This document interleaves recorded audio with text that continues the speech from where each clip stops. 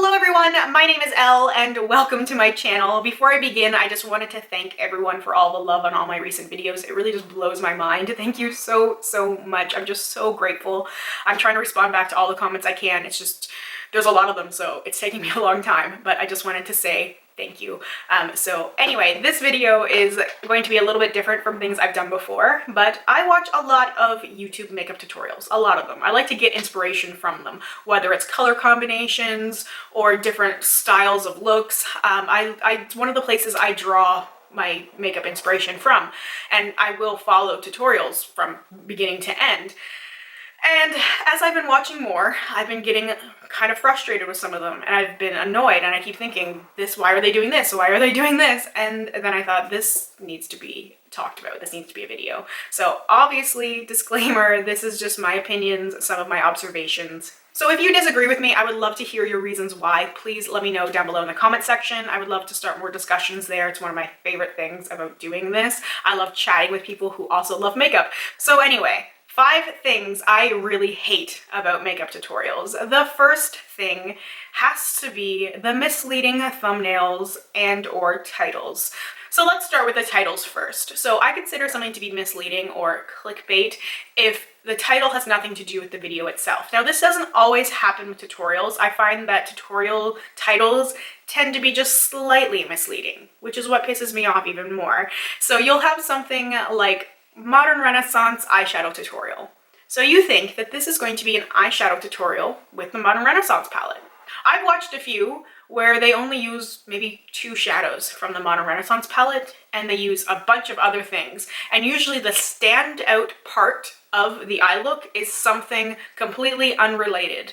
A colorful eyeliner, a pigment, a glitter, something that you would need to have to create that particular look that they're doing. And it's frustrating because I don't watch tutorials necessarily for entertainment. Sometimes I do. Sometimes you watch those crazy talented makeup artists who just can transform a face, and it's just like, how?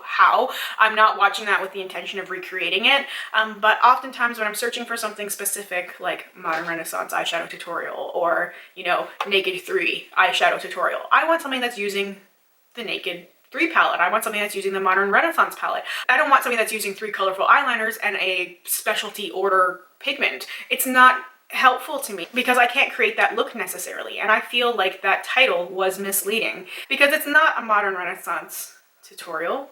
It's a glittery cut crease tutorial. It's a warm halo eye.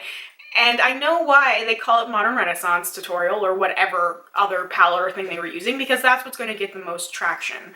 But that's what makes me thumbs down a video. There's ways to spin it, but I just have to say that's one of the most annoying things that I've come across.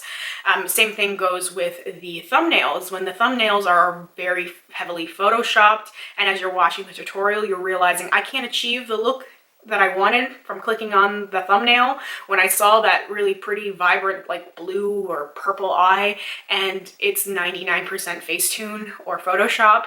The eyeshadow itself is not as bright and pigmented. Very misleading. I click on makeup tutorials to learn something, to be inspired.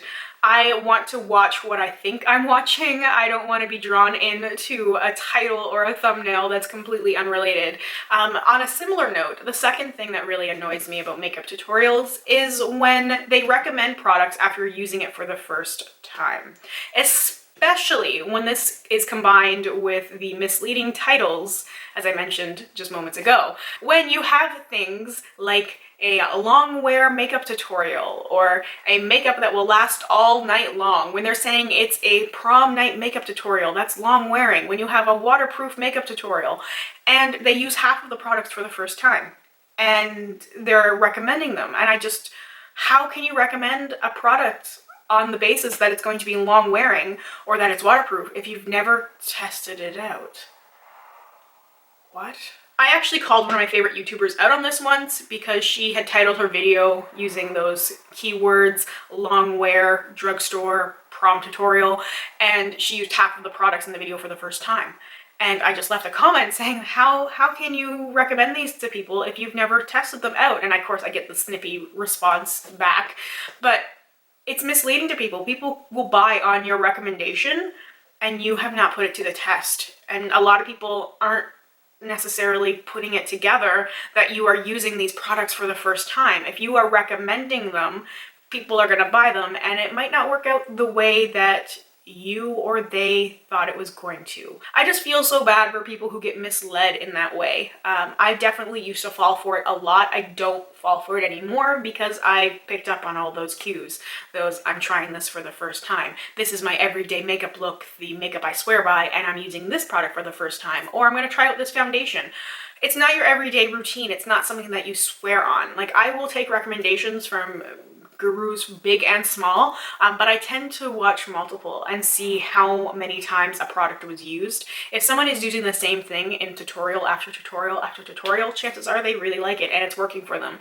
If they keep rotating things around, they still haven't found the thing that they like necessarily. So I think it's important to be a little bit cautious about that if you're taking recommendations, because I always see those YouTube made me buy it videos and, you know, product regrets, and how many times people say they bought something based off of somebody's review or recommendation and they just didn't research it further than that. And I think that's always a mistake, because things are going to work differently for different people.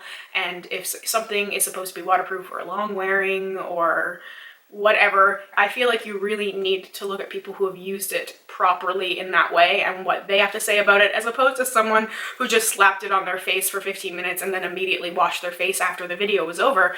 It's one of those really frustrating things that I hate about makeup tutorials. The third thing that I hate about makeup tutorials is when they don't properly describe products. I'm talking about shades and colors here mostly. Sometimes it's because they are heavily sponsored and they are pimping that product hard. They want people to buy that product, they want people to use their coupon code or whatever, and I get that. But it's frustrating to not even get a little bit of a description from the color. At least use the company's own description of the product. If the company describes the product as a mid-toned pink, and that's the lipstick you're using, say you were using this lipstick, the name of it, and it's a mid-toned pink. It's really not that hard to look up a product and see what the company is describing it as, because 99% of the ones that I've come across, the company will give that little descriptor. It will have its very pretty romantic name, and then in brackets there's the little descriptor. Use that. It's so helpful to hear, as opposed to just looking at someone and trying to judge what they're using. Different skin tones and undertones are going to change the way a product looks, but it's helpful to know how people are pairing things together. If they put a really warm toned eye look together and then they're wearing a warm lip, it's useful to know that. And it's useful to know if they did a warm eye and a cooler lip, if you want to achieve a similar sort of effect. Okay, so they're using a cool brown lipstick with this warm eye. I'm gonna try a cool brown with a warm eye. It's so helpful just to hear that. Just those little subtle differences make a huge difference. So if you use Peach Smoothie from Makeup Geek, it's just helpful to also call it a matte peachy beige shade.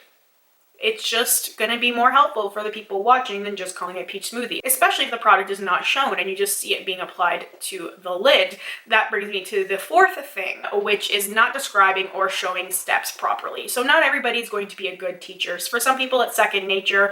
I, for one, struggle with explaining things properly. So that's why I struggle with makeup tutorials, because I just feel like I can't explain all the steps properly, but at least show them. Don't just keep cutting things out and cutting things around, because if you can't explain it and you can't show it, then what are you actually getting out of it? There's been a lot of times when I've been watching tutorials, and this is when I've been trying to learn new techniques, where they keep cutting things out. Sometimes recently I was looking at half cut crease tutorials, and they kept cutting all the details out. They would say, okay, so now I do this, and then you would watch and they'd show like maybe 10 seconds of it, and then they'd cut to it being done. And I'm like, how did you finish doing that? I kept having to go back and watch and go back and watch, and I was just trying to piece it together from what it looked like at the beginning and what it looked like at the end, but they didn't show and they didn't explain it. And that just was so annoying to me, because I was trying to learn how to do that very particular thing, which is what you told me I was going to learn, but then you don't show me and you don't tell me. Come on. Why else are people watching those videos but to learn? And if you just keep skipping over those things, nobody is learning. I don't know if people are like afraid to show their secrets or what, or it really just takes that long of a time, but show it, explain it, fast forward through it. Have that be the majority of the video. If you are trying to show someone how to do a half-cut crease, show them. Don't have half of your video then dedicated to bloopers and claim you don't have enough time to show the actual technique. That is not okay for me. I've watched a few videos on winged eyeliner where they cut half of the steps. They'll be like, okay, so you do this, and you're done. You didn't show me. You did not show me. You just showed part of it and didn't explain what you did at all. Not helpful. So that's a thing that really grinds my gears.